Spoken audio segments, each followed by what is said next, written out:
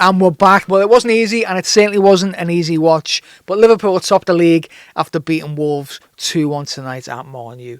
Now, tonight I want to talk about why I think Curtis Jones should be starting ahead of Dominik Szoboszlai. But first, let's have a little run through my player ratings for the game this evening. If you think you know better, if you've got a different opinion, then leave them in the comments below. You know how this works. You know the score. So let's kick it off with Alisson Becker, a freshly shaved Alisson Becker. I prefer him with the beard. I don't know about you. I think he looks, with the beard, he looks like he's, should be advertising Bruce or High Karate. Now, there's some up-to-date references for the younger demographic. If you're not sure about them, ask your dad or your granddad or your great-granddad. So Alisson, as usual with Alisson, he's switched on for when he has to do something. I'm going to give Alisson a 7 there. Trent Alexander-Arnold, he struggled to affect the game for a lot of the time, and I think defensively, I think he was beaten on the outside, he was beaten on the inside. I think he was struggling a little bit in the game, but with Trent, he's got the quality there, and I think sometimes he was rushing his delivery and rushing, trying to get the ball move out from the back and maybe not choosing the right pass. But credit where it's due, it was Trent's cross that led to the Diogo Jota foul, which led to the penalty, which led to Liverpool winning the game ultimately, and that was a great cross. So with Trent, he can always provide that. I'm going to give Trent a 7.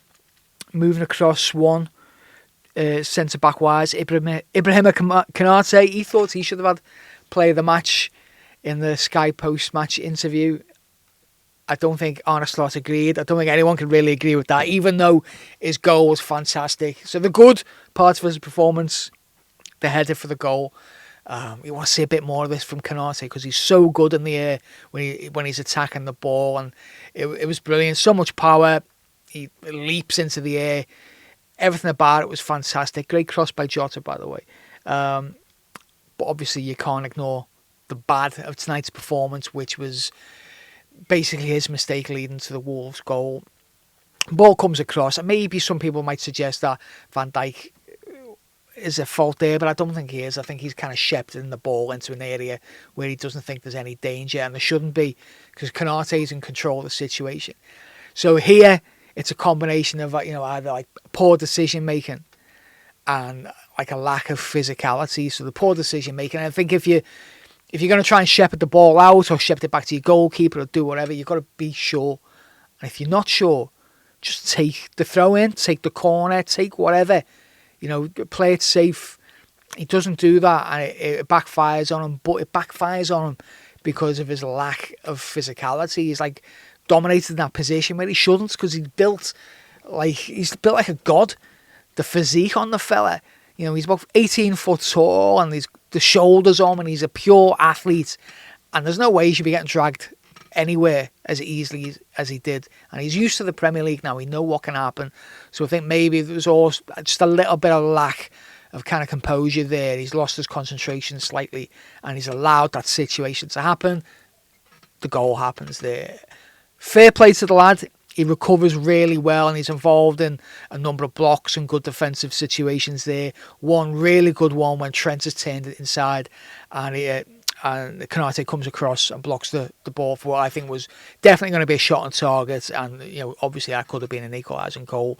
So credit where it's due. He recovered, scored the goal, was culpable for a goal, but I'm going to give Konate a 6. It took me a long while to get to that 6, but he's going to get a 6. Virgil van Dijk's going to get a 7. I thought he played slightly a bit more subdued, but he was great in the air.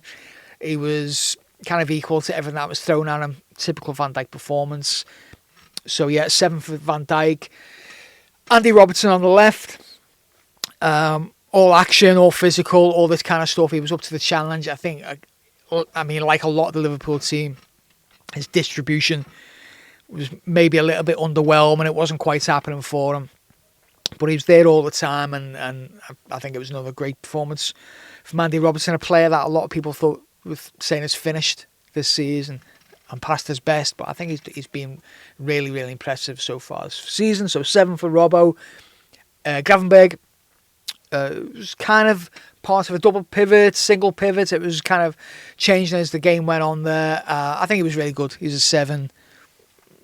not quite an 8, but he was a 7, high 7 there. He was his usual kind of performance that we've been used to him so far this season, kind of trying to get the ball in tight situations. Again, the team wasn't really clicking.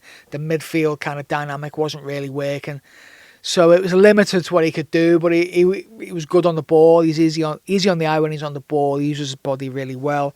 And his energy levels were fantastic throughout the game, really. He's always there. For a player that last season, I think, unfortunately, by a lot of people, was kind of lazily described as being lazy. And that's the subject for another video, really, why that might have happened. But for a player who's kind of physical attributes maybe questioned last season, he's a monster. He's got a great engine, gets up and down, brilliant. But yeah, 7 for him. Possibly player of the match as well for me. His 2 midfield partners, kind of up and down. Firstly, Alexis McAllister. I think he really struggled in the first third of the game, first half of the game. I think sometimes teams can target McAllister physically. It wasn't quite at those levels today, but certainly there's times when he can just get eased away a little bit too easily. And he was struggling a little bit, and again, like the rest of the team, his distribution was maybe struggling a little bit there. Second half, things really picked up for him, and he was always showing for the ball. He's trying to be a little bit neater, a little bit cuter, knit things together a little bit better. So I'm going to give McAllister a 7. Slightly ahead of those 2, Dominik Szoboszlai. I think it was a disappointing game for Szoboszlai. He's hit some peaks this season, which have been really impressive. In that kind of advanced midfield playmaker, high presser kind of position, but today he just couldn't really do it. The pressing wasn't really working. He was struggling to get on the ball in good positions. He was struggling when he did have the ball. It wasn't a good performance all round by Szoboszlai. It just wasn't happening for him there. It could have been a little bit different there in the first half. I think it was when he had a brilliant opportunity to open the scoring. At first, it looked like a remarkable save, but from the keeper. But really, I think all it takes is Szoboszlai to kind of just put the ball to the keeper's right, which is easy for me to say sat on my chair and what have you. But I think for the player, he had the time, I think, just to angle it in.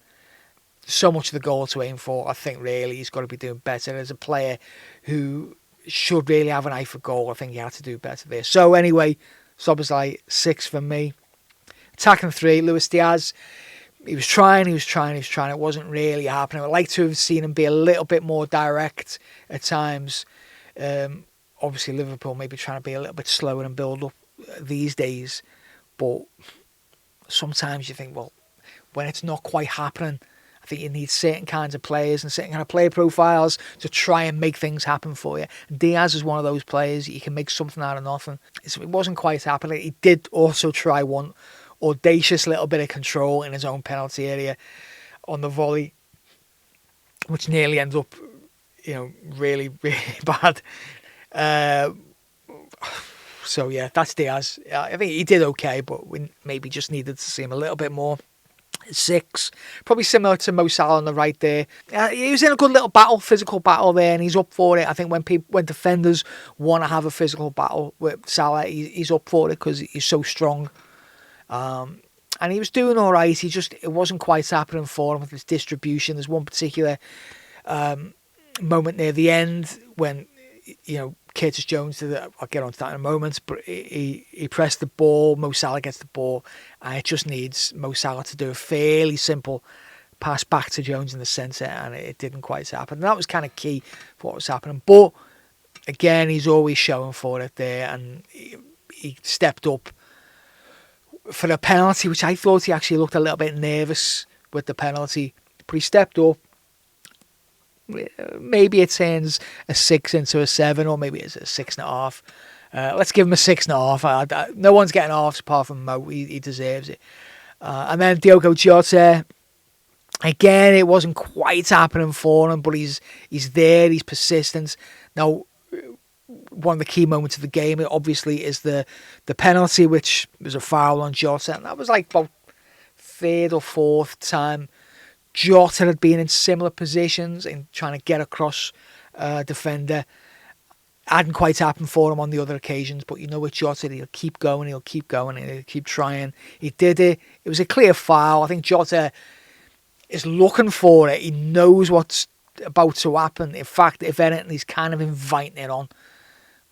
But it's still a foul. It's a foul all day. I think it was just stupid defending. It was a ridiculous piece of defending, really. And it's a foul. It's a penalty. So I'll give Jota. I'll give it Jota a 6. I think Cody Gakpo comes on, substitutes. He does all right. He's a 6, 6.5. Curtis Jones again, 6, 7, 6.5, whatever. You know, these players have probably had like 15, 20 minutes. Yeah, it's a Liverpool win, 2-1. Not a brilliant game to watch. Not a brilliant game to watch as a supporter. But I think one of the really positive things to take away from it is, maybe this is the start of, this Arne Slot side building up his own version of mentality monsters. Liverpool finding a way to grind out a win when we weren't playing well. And we played well at times this season. We've done some really, really good things. This is a game it didn't quite happen, and they still managed to find a win. And I think that's a lot of that is down to character. So that's a positive, I think, there. But talking of character, I think Curtis Jones needs to be discussed. And what I said in the top of the video, I think it's time to give Curtis Jones a run of games at the expense of Dominik Szoboszlai, certainly in the Premier League. And you think, why? Well, Jones is a player who comes in for a lot of stick from Liverpool fans.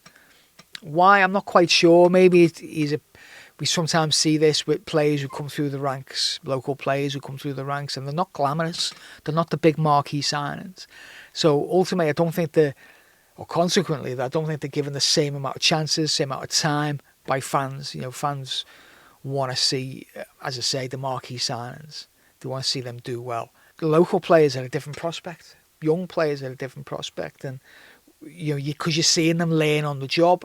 So Curtis Jones has played for Liverpool for a number of seasons now. Now he's played in a number of different positions. I think he's played on both wings, second striker, as a defensive deep line midfielder, as an 8, as an attacking midfielder. He's slotting in right back. Jurgen Klopp liked to deploy him on the left side of a midfield 3 as an 8. I got the feeling he was kind of trying to mould him into a Gini Wijnaldum sequel. He was a player who broke into the side, or broke in through the youth sides, as someone who is certainly more attack-minded.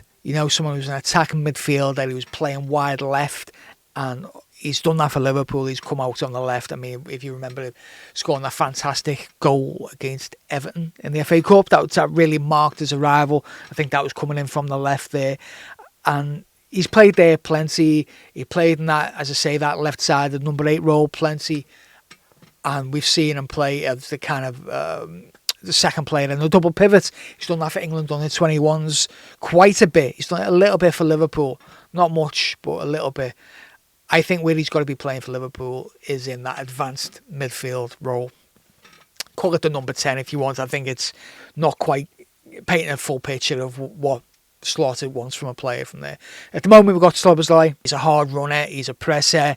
He can be box to box. He can get around. He's got a great engine, great technique, all this kind of thing. But I think he's played well this season. He's played not so well this season. There's a bit of inconsistency there. And I think sometimes you get inconsistency with players who know that they've got a starting position. And I think now's the time to turn the screw a little bit. I think Curtis Jones has done enough in the past couple of weeks to say, right, well, you deserve a place, certainly against Crystal Palace. Against, I think Chelsea's after that, possibly. Could be wrong there. But against, your better opposition, then there's different conversations to be had there. But I think playing against Bologna or Crystal Palace, Curtis Jones has got to start. I think against West Ham in midfield, I think it was a really good performance from Curtis. Now, he started deeper. He started, as I say, as a kind of a deeper lying player, along with Wataru Wendu. And the midfield was terrible in that game. We got Wataru Wendu, Curtis Jones, and Diogo Jota was the attacking player in that midfield 3. 3 players who hadn't played together in that formation there, and one of them isn't really a midfield player. It looked terrible in the first half. There was no cohesion, kind of all over the place a little bit. Second half, when Curtis Jones gets put into that number 10, I'm going to call it the number 10 position, even though it's not quite that. But when he gets put into that number 10 position, he comes alive.